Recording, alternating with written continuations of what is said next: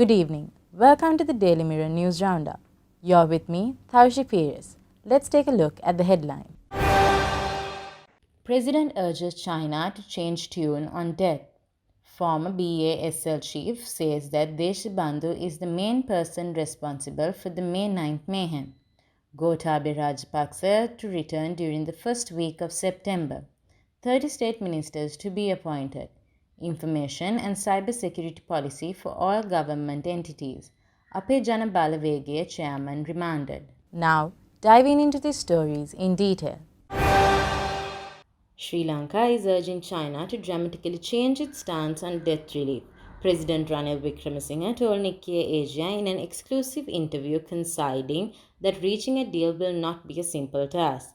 The appeal to China, the bankrupt Indian Ocean nation's largest bilateral lender, has emerged as a formidable challenge to Wickremesinghe, who is leading the country's financial term as it attempts to rebuild an economy starved from foreign reserves and mired in misery. The effort is likely to feature prominently in a fresh round of discussions between Colombo and the International Monetary Fund representatives arriving on Wednesday. Ex-BASL chief PC Upali Jayasuriya stated that Deshabandhu Tennukon is the main person responsible for the May 9th mayhem, who let the goons of the former Rajapaksa regime unleash an inhumane attack on peaceful protesters of the Gulf-face Aragalaya. The former Bar Association of Sri Lanka president addressed a conference themed "In a Society Where Death Warrants Reigns, Let's Stand Against Repression," which was organized by several political party representatives, civil society activists, and trade union members, held at the Sri Lanka Foundation yesterday afternoon, said senior DIG Deshabandhu Tennukon should be held accountable for the May 9th attack. Former President Gotabaya Rajapaksa is to return to Sri Lanka during the first week of next month.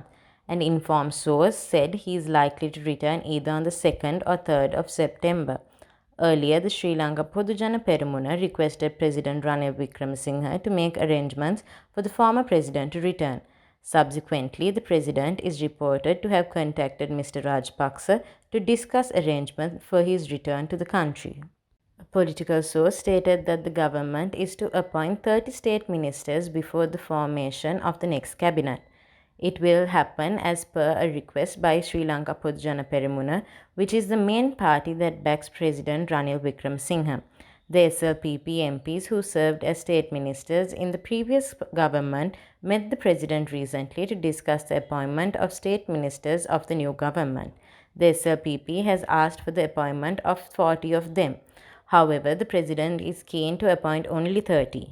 With the state institutions increasingly falling victims to cyber attacks and data breaches, the Cabinet of Ministers this week approved the implementation of information and cyber security policy in line with globally recognized information protection standards for government institutions to mitigate such risks.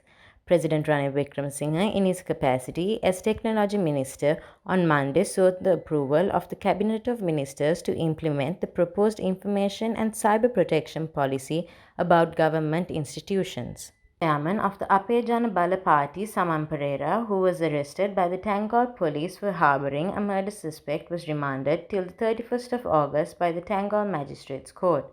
The 46-year-old suspect, a resident of Koskoda, was arrested yesterday in connection with abiding and abetting a suspect connected to a murder that took place in Kadwela on the 5th of June. For further details on these stories, visit our website www.dailymirror.lk. You are with me, Tharshi Pires. This was the Daily Mirror News Roundup.